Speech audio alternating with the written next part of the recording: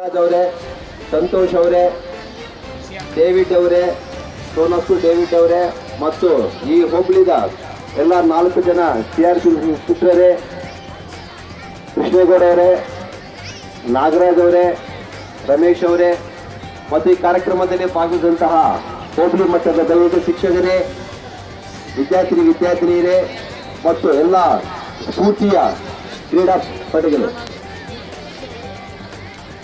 ತಾಲೂಕು ಮಟ್ಟದಲ್ಲಿ ಈ ದಿನ ನಾವು ಇಲ್ಲಿ ಕ್ರೀಡಾಕೂಟವನ್ನು ಉದ್ಘಾಟನೆ ಮಾಡಲಿಕ್ಕೆ ನನಗೆ ತುಂಬ ಸಂತೋಷ ಆಗಿದೆ. ಮತ್ತು ಈ ದಿನ ಇಡೀ ನಮ್ಮ ಹೋಬಳಿ ಮಟ್ಟದಲ್ಲಿ ಭಾಗವಹಿಸಿದ ಎಲ್ಲ ಕ್ರೀಡಾಪಟುಗಳೇ, ಈಗಾಗಲೇ ತಾವು ಪ್ರಸಿದ್ಧಿಯಲ್ಲಿ ನಾವು ಏನು ಮಾತಾಡಬೇಕು ಅನ್ನೋದ್ರ ಬಗ್ಗೆ ಎಲ್ಲ ಪ್ರಸಿದ್ಧಿಯಲ್ಲಿ ಎಲ್ಲ ಇದೆ. ಕ್ರೀಡಾ ಸ್ಫೂರ್ತಿಯಿಂದ ಇರಬೇಕು, ಕ್ರೀಡಾ ಮನೋಭಾವನೆಯಿಂದ ನಾವು ಈ ಕ್ರೀಡಾಕೂಟದಲ್ಲಿ ನಾವು ಭಾಗವಹಿಸಿದ್ದೀವಿ. ಒಂದು ಕ್ರೀಡೆ ಅಂದ ಮೇಲೆ ಗೆಲ್ಲುವುದು ಸಹಜ, ಸೋತುವುದು ಇನ್ನೂ ಸಹಜ. ಗೆಲ್ಲುವವರು ತುಂಬಾ ಹುಮ್ಮಸ್ಸಿಂದ ಮುಂದಕ್ಕೆ ಹೋಗಬಾರದು, ಸೋದಿದವರು ಇಷ್ಟೇ ನನ್ನ ಜೀವನ ಮುಂದಕ್ಕೆ ಆಗೋದಿಲ್ಲ ಅಂತಾನು ಅಲ್ಲಿ ನಿಲ್ಲಬಾರದು. ಇದೊಂದು ಕ್ರೀಡಾ ಸ್ಫೂರ್ತಿಗಳ ಮುಂದಕ್ಕೆ ಹೋಗಬೇಕಾಗುತ್ತೆ. ಇವತ್ತು ಯಾರು ಗೆದ್ದಿದ್ದಾರೋ ನಾಳೆ ಬೆಳಿಗ್ಗೆ ಅವರು ಸೋತಬಹುದು, ಇವತ್ತು ಸೋತಿದವರು ನಾಳೆ ಗೆಲ್ಲಬಹುದು.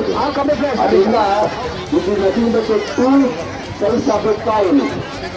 ಗೆಲ್ಲುವುದೆಂದರೆ ತಕ್ಷಣ that is not the starting of the life, ತಕ್ಷಣ that is not the end of our life.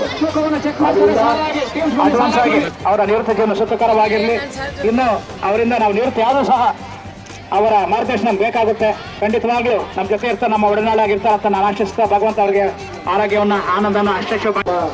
ಈ ಕೋಲಾರ ತಾಲೂಕಿನ ಕ್ಷೇತ್ರ ಶಿಕ್ಷಣಾಧಿಕಾರಿಗಳಾದಂಥ ಶ್ರೀ ಕನ್ನಯ್ಯ ಸರ್ ಅವರು ನೆರವೇರಿಸಿಕೊಟ್ರು. ಅವ್ರ ಜೊತೆಗೆ ನಮ್ಮ ಶಿಕ್ಷಣ ಸಂಯೋಜಕರು ಶ್ರೀಮತಿ ಲೇಖಾ ಮೇಡಮ್ ಅವರು ಹಾಗೂ ಎಲ್ಲ ಸಂಘದ ಬೇರೆ ಪ್ರಾಥಮಿಕ ಶಾಲಾ ಶಿಕ್ಷಕರ ಸಂಘ ಮತ್ತು ಅನುದಾನಿತ ಶಾಲಾ ಸಂಘ, ಪ್ರೈಮರಿ, ಹೈಸ್ಕೂಲ್ ಎಲ್ಲ ರೀತಿಯ ವಿವಿಧ ಸಂಘಗಳ ಪದಾಧಿಕಾರಿಗಳು ಬಂದಿದ್ದರು ನಮ್ಮ ಈ ಒಂದು ಹೋಬಳಿಗೆ ಸಂಬಂಧಪಟ್ಟಿರೋರು. ಹಾಗೆ ನಮ್ಮ TRP ಮಿತ್ರರಾದಂಥ ಶ್ರೀಯುತ ರವಿ ಸರ್ ಅವರು, ಮುಜಾಹಿದ್ ಸರ್ ಅವರು, ಮತ್ತು ನಾನು ಸಹ EPCಯಲ್ಲಿ TRP ಆಗಿದ್ದೀನಿ.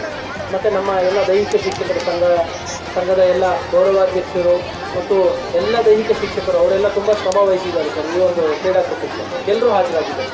ಎಷ್ಟು ಶಾಲೆಗಳು ಭಾಗವಹಿಸಿದ್ದಾರೆ ಸರ್? ಸುಮಾರು 45ಕ್ಕಿಂತ ಹೆಚ್ಚು ಶಾಲಾ ಮಕ್ಕಳು ಇವತ್ತು ಕ್ರೀಡಾಕೂಟದಲ್ಲಿ ಭಾಗವಹಿಸಿದ್ದಾರೆ. ಮಕ್ಕಳಿಗೆ ಏನು ಹೇಳಕ್ಕೆ ಇಷ್ಟಪಡ್ತೀರಾ ಸರ್? ಮಕ್ಕಳಿಗೆಲ್ಲ ನಾವು ಮಕ್ಕಳಿಗೆಲ್ಲ ಇವಾಗ ನಮ್ಮ DO ಸರ್ ಹೇಳಿದಂತೆ ಕ್ರೀಡಾ ಸ್ಫೂರ್ತಿಯಿಂದ ಸೋಲು ಗೆಲುವು ಇದ್ದೇ ಇರುತ್ತೆ. ಆದರೆ ಭಾಗವಹಿಸಿಕೆ ತುಂಬ ಮುಖ್ಯ. ಆ ಭಾಗವಹಿಸಬೇಕು ಮತ್ತು ಕ್ರೀಡಾ ಸ್ಫೂರ್ತಿಯನ್ನು ನಾವು ಪಡ್ಕೊಂಡು ಹೋಗಬೇಕು. ಸೋಲು ಗೆಲುವು ಇದ್ದೇ ಇರುತ್ತೆ, ಆದರೆ ಭಾಗವಹಿಸಲಿಕ್ಕೆ ತುಂಬ ಮುಖ್ಯ. ಎಲ್ಲ ಶಾಲೆಗಳಲ್ಲೂ ಮತ್ತು ಎಲ್ಲ ಶಿಕ್ಷಕರಿಗೂ ನಾವು ಕೇಳ್ಕೊಳ್ಳೋದೇನೆಂದರೆ ಇಂಥ ಅವಕಾಶಗಳನ್ನ ವಿದ್ಯಾರ್ಥಿಗಳು ಒದಗಿಸ್ಕೊಡ್ಬೇಕು. ಅವರು 6ನೇ ತರಗತಿಯಿಂದ ಈ ಒಂದು ಕ್ರೀಡಾಕೂಟಕ್ಕೆ ಪ್ರವೇಶ ಸಿಗುತ್ತೆ. 5ನೇ ತರಗತಿಯವರೆಗೂ ಈ ಕ್ರೀಡಾಕೂಟಕ್ಕೆ ಕರ್ಕೊಂಡ್ಬರಲ್ಲ ಮಕ್ಕಳು. ಆದರೆ 6ನೇ ತರಗತಿ ಬಂದಾಗ ಮಗುವಿಗೆ ಅವಕಾಶ ಕೊಡಬೇಕು. ಶಾಲಾ ಹಂತದಲ್ಲಿ ಅವರು ಕ್ರೀಡಾಕೂಟವನ್ನು ನಡೆಸಿ ಶಾಲಾ ಹಂತದಲ್ಲಿ ಯಾರು ಆಯ್ಕೆ ಆಗಿರ್ತಾರೆ ಅಂಥ ಮಕ್ಕಳನ್ನ ಹೋಬಳಿ ಲೆವೆಲ್ ಕರ್ಕೊಂಡ್ಬರ್ತೀವಿ. ಇದು ಇಂಟರ್ ಸ್ಕೂಲ್ ಕಾಂಪಿಟೇಷನ್ ಆಗಿದೆ. ಇದರಲ್ಲಿ ಯಾರು ಗೆಲ್ತಾರೆ ಅವ್ರು ತಾಲೂಕು ಲೆವೆಲಿಂದ ಜಿಲ್ಲಾ ಮಟ್ಟದಿಂದ ರಾಜ್ಯ ಮಟ್ಟದವರೆಗೂ ಮತ್ತು ರಾಷ್ಟ್ರ ಮಟ್ಟದವರೆಗೂ ಈ ಕ್ರೀಡೆಗಳು ನಡೆಯುತ್ತೆ ಸರ್. ಇದೊಂದು ಅವಕಾಶ. ಇದೆಲ್ಲ ಈಗ ಯಾವ ರೀತಿ ನಾವು ಒಲಿಂಪಿಕ್ಸಲ್ಲಿ ನೋಡ್ತೀವಿ, ನಮ್ಮ ದೇಶದಿಂದ ತುಂಬ ಕ್ರೀಡಾಪಟುಗಳು ಹೋಗ್ತಾರೆ, ಆದರೆ ಕಡಿಮೆ ಮೆಡಲ್ಸ್ನ ತರ್ತಾರೆ. ಅದು ಅವರು ತುಂಬ ಸಾಧನೆಯನ್ನು ಮಾಡಿದ್ದಾರೆ. ನಮ್ಮ ಈ ವರ್ಷದಲ್ಲೂ ಅಷ್ಟೇ ಒಲಿಂಪಿಕ್ಕಲ್ಲಿ ತುಂಬ ಒಳ್ಳೆ ಒಂದು ಸಾಧನೆಯನ್ನು ಮಾಡಿದ್ದಾರೆ. ಆ ರೀತಿ ನಮ್ಮ ಈ ಮಕ್ಕಳು ಆಗಬೇಕು. ಈ ಹಂತದಿಂದ ಅವರು ಒಲಿಂಪಿಕ್ಸ್ ಮಟ್ಟದವರೆಗೂ ಬೆಳಿಬೇಕು. ಸೊ ಆ ಒಂದು ಅವಕಾಶವನ್ನು ಶಾಲಾ ಶಿಕ್ಷಕರು ಮತ್ತು ಇಲಾಖೆನೂ ಕೊಡುತ್ತೆ. ಇಲಾಖೆ ಅಂತ ಪ್ರೋತ್ಸಾಹ ಕೊಡುತ್ತೆ. ಶಾಲಾ ಶಿಕ್ಷಕರು, ಪೋಷಕರು ಮತ್ತು ಮಕ್ಕಳು ಸಹ ಒಂದು ಸ್ಫೂರ್ತಿಯನ್ನು ಹೊಂದಬೇಕು ಅಂತ ನಾವು ಈ ಒಂದು ಸಂದೇಶವನ್ನು ಕೊಡ್ತೇವೆ. ನಿಮ್ಮ ಅಮೂಲ್ಯವಾದ ಸಮಯ ಕೊಟ್ಟಿದ್ದಕ್ಕೆ ಧನ್ಯವಾದ ಸರ್. ಏನಾದ್ರಿತೆ ಅಂದ್ರೆ ತುಂಬ ಬಿಸಿಲಿದೆಯಲ್ಲ. Remember 2 things, 2 things. Give your best today, okay? Any game you play, ಯಾವುದೇ ಸ್ಪೋರ್ಟ್ ಆಡಿ ಬೆಸ್ಟ್ ಆಗಿ ಕೊಡಿ.